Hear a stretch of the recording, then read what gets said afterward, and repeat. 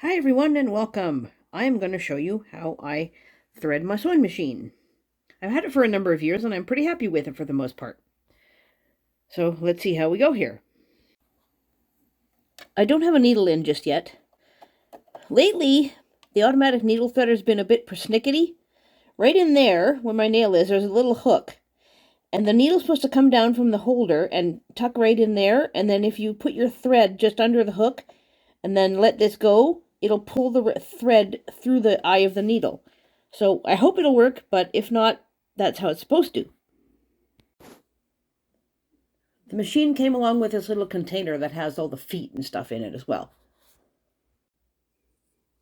The thread goes up on here on this sideways thing, and I've got different holders. So if you have a really skinny skein of something, you use that one, or a bigger one, you use this one. This is the one I'm going to use because it's kind of the same. And just put it on there so that as you're sewing, your thread isn't flopping all over the place. I'm going to try and move this up a little bit so you can see better. Sorry, wobbly. There we go. Okay, so give yourself a bit of slack, I guess you could say. Tuck it under this part, all the way down the slot there. It actually gives you numbers, 1, 2, 3 on here. Around up here. Make sure the take-up thing is high enough up. Slip it in there so it catches. Back down. And let me just shift this a little bit. Sorry, bumping again. There's a little thing right here. It kind of comes out from under the machine and curls this way, and there's a space behind it. You go in behind that, like so. Now, let's see if this works or not. It's supposed to come down and like tuck around the eye of the needle. Sometimes it's been tricky on me, so I don't know. I'm going to put this thread through the corner there. I don't know if it'll work or not. Of course, the thread's got to cooperate too. Pull it a little bit taut. It seems to work better that way. And then slowly release this. Oh, look at that. It worked. Ha ha, look at that. You guys got lucky. Now, I always take my stiletto and just grab the piece of thread and just tease it through. There we go.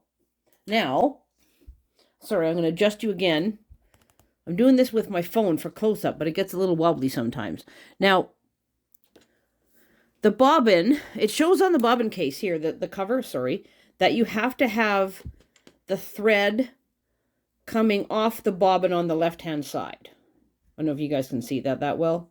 Put my hand on it. There, you can see it better maybe. Like that. So put it in with the thread on the left and pop it down in there. And right in the front, there's a little notch right there. And you got to make sure the thread goes in that little notch, as I can't pick it up now.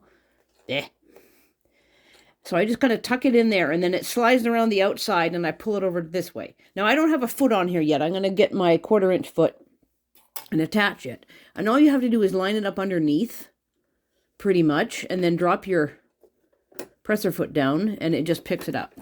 Pretty easy. There's like a little slide thing there that grabs. And then make sure, like usual with sewing, that you bring your bobbin thread up.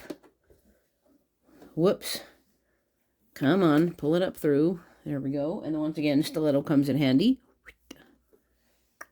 Like so. Pretty simple, right?